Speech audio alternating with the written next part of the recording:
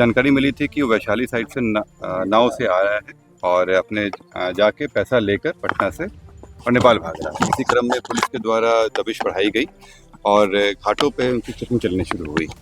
जब इस जगह पे आए पुलिस की गाड़ी तो सामने सामने हो गया और सामने आने के बाद उसके द्वारा फायरिंग किया गया। इस घटना का कारण क्या पता चला सर? पुलिस बंटी यादव हत्याकांड का क्या मुख्य कारण? इसमें जो उन लोग के आपस में जो उन लोग के वर्चस्व लड़ाई थी और एक दूसरे पे आरोप प्रत्यारोप लगा रहे थे कि एक दूसरे के कारण ही उनको जेल जाना पड़ा है और यही कारण है जिसमें ये पूरी घटना की। राउंड गोलियां चली है पुलिस की तरफ से और अपराधी उन लोग की तरफ से एक गोली चलाई गई, दूसरे को चलाया जा रहा था। वो शराब को लेकर ही इन लोग के बीच में प्रॉब्लम चल रहा था और उसी में लोग जेल गए थे।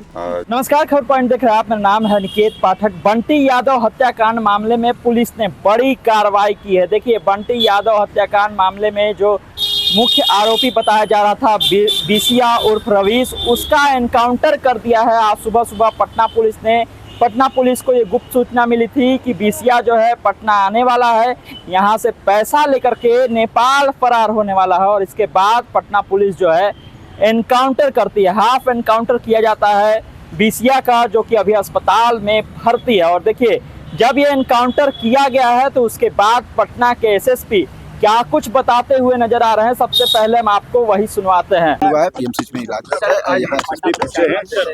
कैसे हुआ? क्या हुआ सर मामला? कुछ दिन पहले क्या हुआ? कुछ दिन पहले जो अपहरण की घटना हुई उसमें डेड बॉडी मिला था, उसी में पुलिस के द्वारा उसमें अनुसंधान किया जा रहा था और जो पूरी घटना में जो लोग सम्मिलित थे उनकी पहचान करके उनकी गिरफ्तारियां की जा रही थी। इसी में जो मुख्य अभियुक्त था रवीश उसमें भी धरपकड़ चल रही थी और विभिन्न जगहों पर उनके विरुद्ध छापेमारी चल रही थी। इसी में पुलिस को इन्फॉर्मेशन मिला कि वो पटना आने वाला है और यहाँ से पैसे लेकर नेपाल भागने की तैयारी कर रहा है।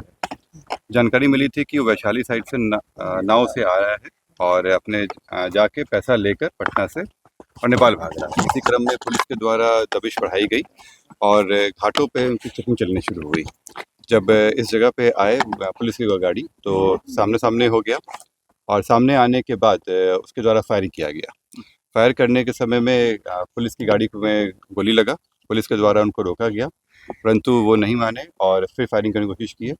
पुलिस के द्वारा जब जवाबी कार्रवाई की गई तो उसमें वो घायल हुए, पैर में गोली लगा और वो वहाँ गिर गए। तुरंत ही पुलिस के द्वारा उनके हथियार को हटा दिया गया और उनको इलाज के लिए भेज दिया गया है। अभी वो इलाजरत हैं और फिर इसमें आगे अलग से केस करके आगे कार्य किया। रवीश अकेले था या उनके साथ और? अभी जो जानकारी मिली है उससे पूछताछ अभी हो नहीं पाया है ढंग से, क्योंकि अभी इलाजरत हैं वो। जैसे जानकारी मिलेगी आप लोग अवगत कराया जाएगा। राउंड गोलियां चली है पुलिस की तरफ से और अपराधी उन लोग की तरफ से एक गोली चलाई गई, दूसरे को चलाया जा रहा था। वो क्या क्या बरामद की? बता रहे हैं आर्म्स जो उसके द्वारा हथियार का इस्तेमाल किया गया था वो बरामद हो गया है यहाँ पे। बाकी अभी वो इलाज में है, जैसे ही वो आता है फिर उसके हम लोग पूछताछ करेंगे। इतिहास क्या क्या है उसके? उस पर अभी तक 5 से ज़्यादा आपराधिक इतिहास मिल चुके हैं विभिन्न थानों में। इसमें हत्या के हैं, शराब के हैं और अन्य मामले भी सम्मिलित हैं। रवीश को कितनी गोलियां? हाल ही में जेल से छूटा था क्या सर? हाँ, ये हाल में जेल से आया था, कुछ दिन पहले ही जेल गया था और जेल में छूटने गया था और उसी छूटने के क्रम में जो घटनाएं हुई थी उसी का ही। इस घटना का कारण क्या पता चला सर? पुलिस बंटी यादव हत्याकांड का क्या मुख्य कारण? इसमें जो उन लोग के आपस में जो उन लोग के वर्चस्व लड़ाई थी और एक दूसरे पे आरोप प्रत्यारोप लगा रहे थे कि एक दूसरे के कारण ही उनको जेल जाना पड़ा है और यही कारण है जिसमें ये पूरी घटना की। शराब की थी या शराब को लेकर ही इन लोग के बीच में प्रॉब्लम चल रहा था और उसी में लोग जेल गए थे। जो रवीश भी गया था जेल, वो शराब के मामले में गया था और इसी को लेकर दोनों के बीच में प्रॉब्लम चल रहा है। शराब का सिंडिकेट खड़ा कर रखा था रवीश ने। सिंडिकेट तो नहीं कहेंगे लोग, लेकिन शराब के लोग कारोबार में लगे हुए थे और इनका आपराधिक इतिहास भी बताता है इस तरह का कि पूर्व में भी रहे हैं और इसी कारण से इनकी पूरी घटना। जो अभी तक आया है उसमें आया है कि इन लोग के साथ में बातचीत वगैरह के हम लोग मिले हैं। बाकी इन लोग से पूछताछ वगैरह में भी चीजें बातें आई हैं, जैसा अनुसंधान में आता है आप लोग बताया जाएगा। सर, शराब के मामले में अभी जो पूरी घटनाक्रम में अभी 4 लोग की और गिरफ्तारी होनी बाकी है, उन पे भी लगातार काम चल रहा है। जल्दी गिरफ्तार होंगे, इस पे भी काम चल रहा है। सर, जब रवीश गिरफ्तार हुआ था तो बंटी उसे जमानत देने के लिए, उसे छुड़वाने की भी प्रयास कर रहा था जक्कनपुर थाना जाकर के। ये इस तरह का वो आया है, जब उसकी गिरफ्तारी हुई थी तो उस समय वो थाना पे आया था, जिससे ये स्पष्ट है कि इन दोनों के बीच में पहले से भी कार्य चल रहा था और पहले के भी इतिहास भी, और आप लोग अवगत भी होंगे, वहाँ के लोकल लोगों को भी जानकारी है।